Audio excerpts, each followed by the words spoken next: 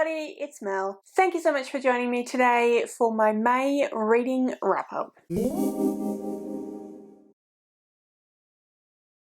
I feel like I did quite well in the month of May. I read quite a few books, which I'm very happy about. I read 8 books throughout May, and yeah, I feel pretty good about that. Like I said, a few of them were smaller novellas, but that's okay. It's still reading. Normally I start these videos with my stats for the month, but I've fallen behind a little bit on my journaling and I don't have those to hand. I haven't quite figured that all out. So I will probably include May and June stats in my June wrap-up. So keep an eye out for that. That will come up obviously sometime towards the end of June or the beginning of July. But yeah, let's talk about the books that I read in the month of May and what I thought of them. So the first book that I read was Dissolution by CJ Sansom. This book is a historical fiction mystery that is set in the time of Henry VIII and Cromwell and set in the UK. We follow a lawyer whose name is Matthew Shardlake, and he works for Cromwell, and he is sent by Cromwell to this church, to this monks, what are they called? Like the monastery. That's what they're called. He's sent to a monastery to investigate a murder that has happened at the monastery. And we follow him. He is our point of view, so it's first person, and we follow him as he goes down to the monastery, and we follow him as he investigates the murder and finds out what's going on at the monastery. I did enjoy this one. I gave it a 7.29 on Corpile, which works out to be 4 stars. So I did really enjoy this one. There were a few things that I found to be a little bit problematic, I guess, and so I couldn't 100% give it 5 stars. But I thought the writing was really good. I thought that the main character was really well written, and the way that he was written really worked for his personality and also for the time that it was set. So I thought that worked really well. Like I said, it was first person, so it was from his perspective. The other characters that had fairly large roles in the book were well written as well, and I really enjoyed their perspectives as well. Although you didn't get their first person perspective, I enjoyed learning about them through the other character's perspective. So the time in which it was written is a very well-known time, and it was when Henry VIII had changed the religion from Catholic to Protestant within the UK. But it was Reformation, but there was a lot else going on in terms of the monasteries were very much kind of were being reviewed, and some of their practices were being reviewed and revoked, and that didn't just include Catholic monasteries but other monasteries from other types of churches, and so all of what was included about that in the story was really well done. I could tell that the author, CJ Sansom, had done a lot of research into the historical period and into Cromwell and what was going on. This is not an area that I'm particularly knowledgeable about or expert about. I know a little bit, but you know, like I said, it's not my main area of knowledge, but you could just tell the way it was written that it definitely had a lot of research and there was a lot of historical accuracies in there. But that did lead to one of the reasons why I couldn't give it 5 stars, and that was because of the way that LGBTQIA+ people were talked about, the way that women were talked about, the way that the main character has a disability, he has a hunchback, the way that he was treated because of his disability, and the way that he thought of himself because of his disability. I thought all of those things were accurate to the time period, and because we were in the first person, it made sense. So it didn't make it so that I hated the book, or, you know, sometimes you read a historical book and you think, well, okay, I get that it's historically accurate, but at the same time, you could write it in a way that sort of makes it clear that that's historically accurate and not necessarily the author's opinion. But because it was written in the first person from his perspective, it was obvious that it was how he was brought up to think. So yes, there was prejudice there. It wasn't explained or excused, but it was included how it would have been included in the mind of someone in that era. So I thought that made sense, and I thought that it was done in a way that, yeah, that was well done, but it still bothered me a little bit because that's not how I think and how I view the world, and because it's historical fiction, like I said, the author could have toned it down a little bit or tried to write in a way that wasn't quite so prejudiced, I guess. But yeah, it did still ring true, so that's why I've kept it at 4 stars. But I did overall really enjoy the book. Definitely worth a read if you are interested in historical fiction. If you are interested in mysteries, particularly historical mysteries, I think you'd enjoy it. So that was the first book I read. Moving on to the next book that I read, which was Daughter of Mine by Miranda. I read this as part of the B&K book club, so that is Brittany and Kelsey. I will link to both their channels in the description below if you want to go and check them out and their book club out. But yeah, I read this as part of their book club and it was good. I enjoyed it. On Corpile, I gave this one a 6.14, which works out to be a 3.5 stars. So it was good. I enjoyed it. It wasn't anything that blew me away or that had me on the edge of my seat or anything like that, but it definitely was worth a read and I had fun with it. So this is it's marketed as a thriller, but I think it's more of a kind of a domestic thriller. It's not necessarily your like discovery of the current crime. So we follow a young woman who heads back to her hometown where she is from because her father has died. And while she's there, a car is discovered in the lake near her house because there's a drought and the lake's going down, and so things start getting kind of discovered. And then this reveals a little bit of a mystery and they start trying to figure out what's going on, and the townfolk and our main character start thinking about the character's past and some things that happened to her in her past and also to the family and also to the town as a result of her and her mother. It turns out there's a few different mysteries and different things going on, the answers that have been eluding people for a long time, and yeah, lots of family drama, lots of secrets that are kept. The father leaves the house to our main character, and that causes a lot of friction within the family, and again that also brings up a lot of different things that happened within the family's life and different resentments and things like that. And yeah, I thought it was quite well done. I thought it was well written. I thought it was well weaved. I did not see the end result, the ultimate perpetrator of the various things. I didn't see them coming. I fell for what I think it was supposed to make you believe as the kind of being the answer, and I fell for that, and so I was convinced of that, and it turns out that I was wrong. I enjoyed that. I enjoyed that I was misled and that I ended up not knowing what was going to happen at the end, and I thought the ending was really well done. I thought it wrapped things up really nicely. But yeah, so I thought it was well written. I wouldn't say it was the most amazing book I've ever read. I didn't think it was the best written book I'd ever read, but I thought it was well done. I liked the way the main character was written and what was going on there. I liked some of the different layers of mystery and enjoyed following her as she discovered various things. So yeah, definitely think that it's worth a read. Like I said, I gave it 3.5 stars, so it's not like you must go and get this right now and read it, but definitely think it'd be worth a read if you enjoy thrillers and mysteries. I think more specifically domestic mystery thrillers rather than like real thrillers, but yeah, if you like that sort of thing, I'd give it a shot. The next book that I read was The Fifth Elephant by Terry Pratchett. This is the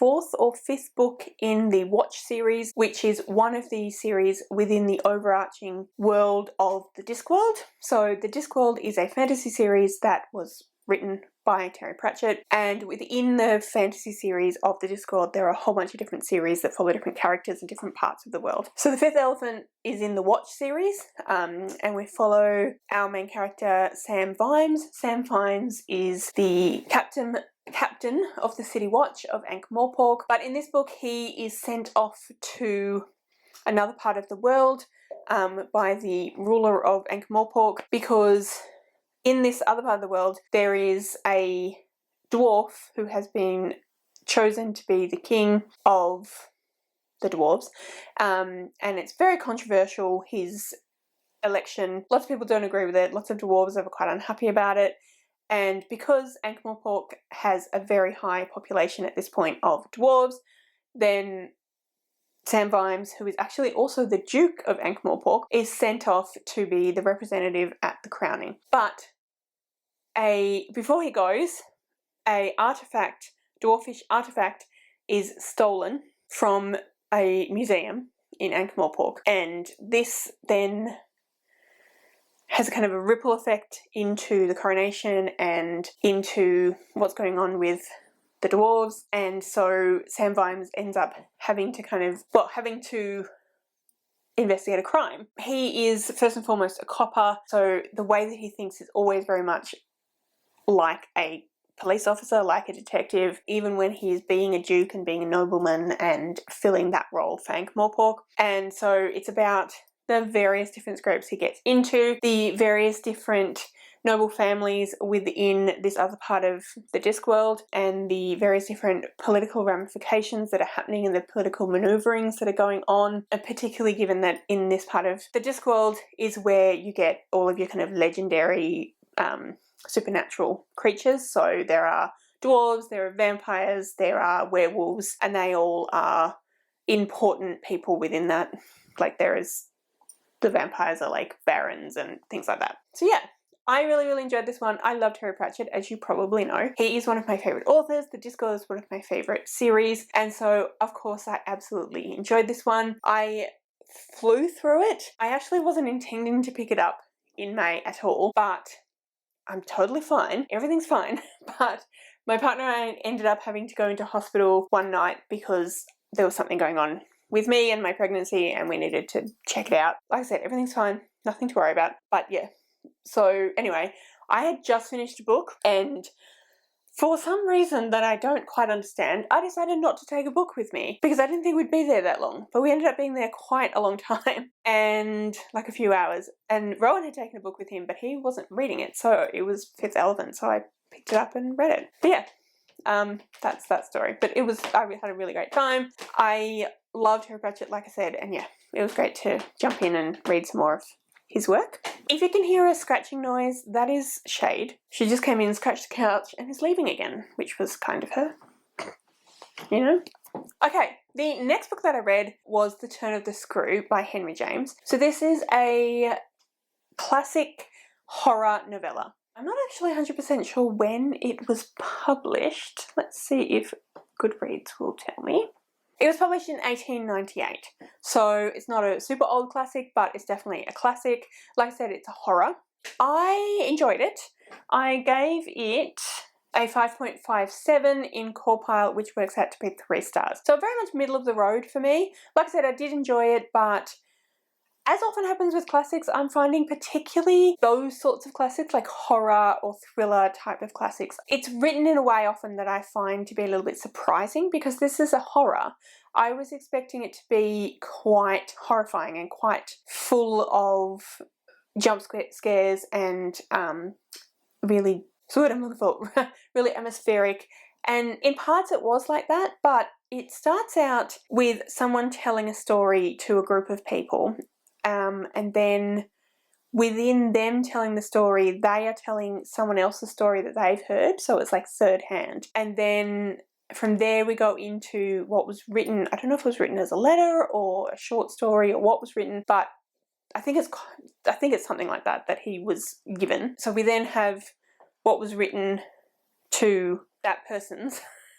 So and that's from a different perspective again. So it kind of was a bit convoluted, the way that it started and the way that we got to the main storyline.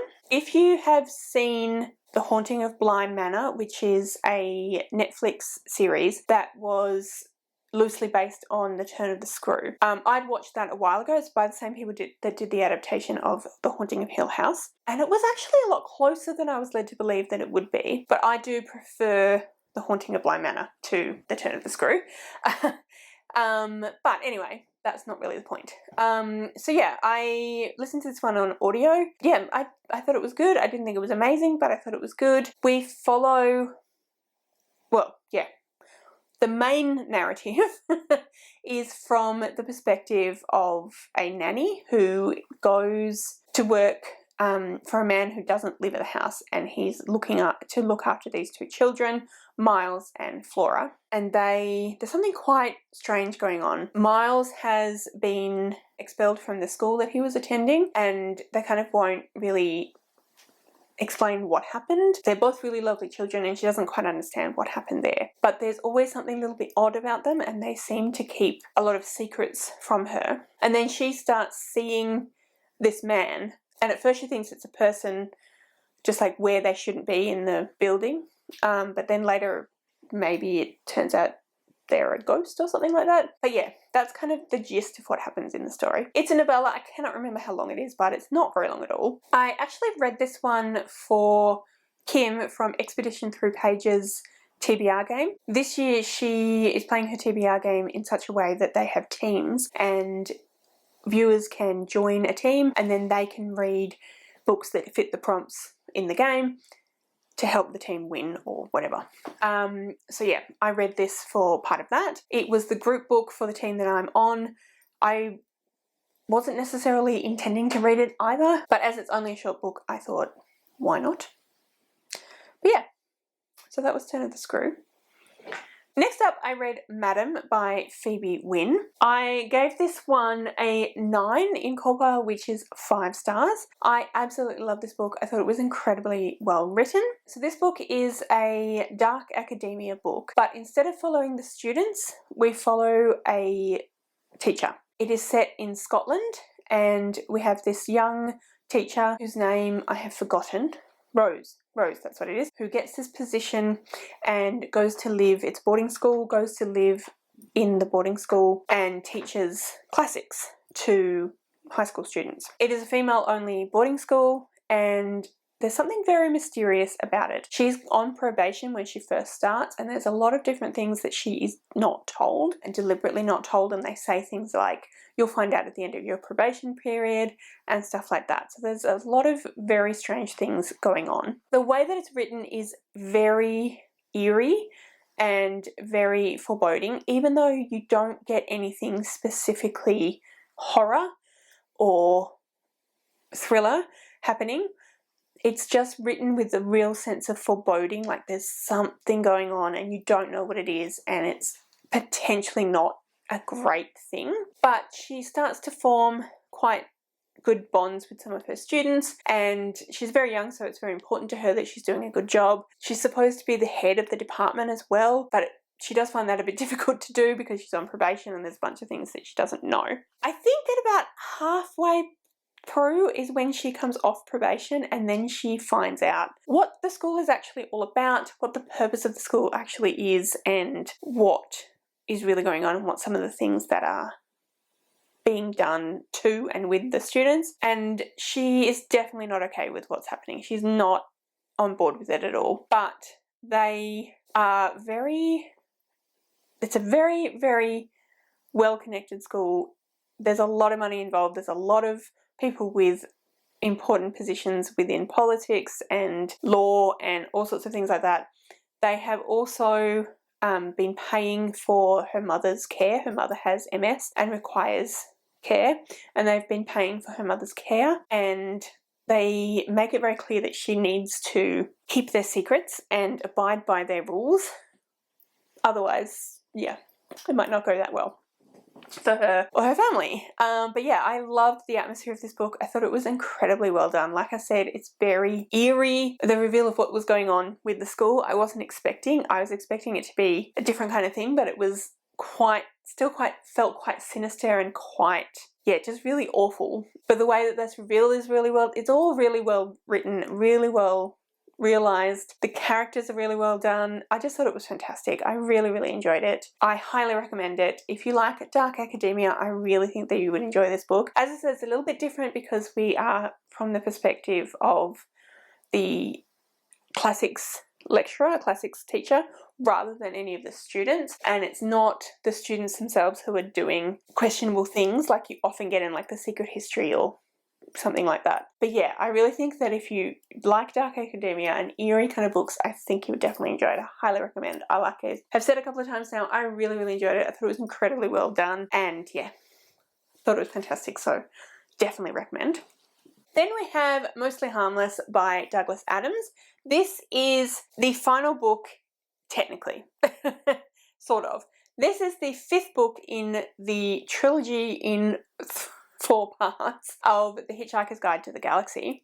There is actually another book that was written by Owen Colfer quite a number of years after Mostly Harmless, which I've never read. I may at some point read, but I don't have any intentions of reading at any particular time frame. I've been reading this series as part of a read-along with some amazing co-hosts. Those people are Ren from the Reading Ren, Ash from Ash's Adventures in Books, Chelsea from Chelsea Zhao, and Ashley from Ashley Absurd. And I will link all of their videos, channels even, down below, so you can go and check them out. They're all amazing people. But yeah, we have been reading the series once a month we started in January, so we're done now.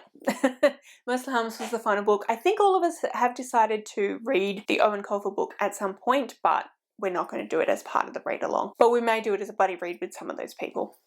Anyway, yes, so Mostly Harmless. I have read all of the Hitchhiker's books by Douglas Adams before. I have read all of the trilogy in 4 parts as it originally was, quite a few times, and I've read Mostly Harmless now twice. So I didn't have as much of an attachment to Mostly Harmless as I did to the rest of the books. Throughout the read-along and throughout chatting with everybody, I have found that my appreciation for the books has unfortunately lessened somewhat. I still really enjoy them. I still love Douglas Adams' humour. I still love the satire on humanity and the way that we think and our science and etc., which is the kind of main point, I think. Even though these books are sci-fi, they are more about humour and satire. But yeah, I have always really enjoyed those books, but my enjoyment of them has lessened a little bit this read-along because I've been talking to people who haven't been enjoying them as much, whereas previously I've spoken to people who've loved them as well. But that's, you know, that's how things go. That's what happens sometimes. I've been enjoying the read-along with everybody, so that's good. So for this book, I gave it a 6.71 in Corpile, which works out to be 3.5 stars, which is unfortunately the lowest rating that I've given this series, but I think I've been a bit more critical this time around. Given a book in this series. I still really enjoyed it though. I still had a lot of fun with it. I still like Douglas Adams' writing style. So the Hitchhiker's Guide to the Galaxy series is about a bunch of different things that happen in space, but it's essentially about this human called Arthur Dent, and in the first book it's revealed to him that a friend of his is not actually just a regular person like he thought, but is in fact an alien who's been living on Earth because he's a writer for The Hitchhiker's Guide to the Galaxy. He has found out that the Earth is about to be demolished to make way for a hyperspace bypass, and so he takes Arthur along with him when he hitches a ride to escape the Earth. Meanwhile, the Earth is blown up, and it is about Arthur adventuring after that and trying to figure out his place and make sense of what's happened. Like I said, they are partly comedic sci-fi, and they are partly commentary on humanity and how we live and our science and yeah, all of that sort of thing. But yeah, I read Mostly Harmless. Next up, I have Kingdom of Copper by S.A. Chakraborty. This is the second book in the Daevabad trilogy. This is another series that I'm reading currently as a read-along with some other amazing booktubers. So for this particular read-along, our hosts are obviously myself.